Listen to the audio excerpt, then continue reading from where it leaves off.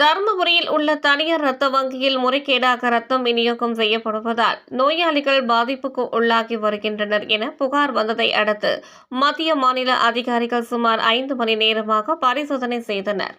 தருமபுரி அரசு மருத்துவக் கல்லூரி மருத்துவமனை அருகில் தனியார் மருத்துவமனை மாடியில் செயல்பட்டு வரும் தீபாஞ்ச் என்பவர் மீனா என்ற இரத்த வங்கியை நடத்தி வருகிறார். இந்த இரத்த வங்கியில் இருந்து நோயாளிகளுக்காக தரப்படும் இரத்தம் தரமில்லாத போலியானதாக இருப்பதாக மருத்துவமனைகளில் இருந்து தருமபுரி மருந்து கட்டுப்பாட்டகத்திற்கு புகார் கொடுக்கப்பட்டுள்ளது.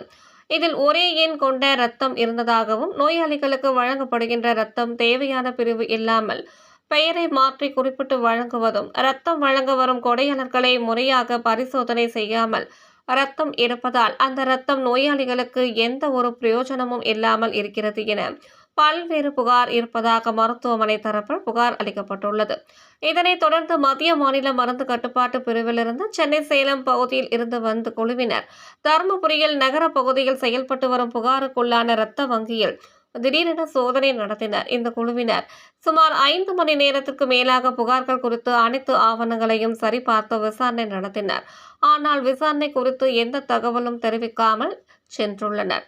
இந்த குழுவினர் எந்த ஒரு தகவலும் தெரிவிக்காமல் சென்றதால் முறையான விசாரணை மற்றும் ஆய்வு நடந்திருக்குமா என பல்வேறு சந்தேகங்களை எழுப்பியுள்ளது.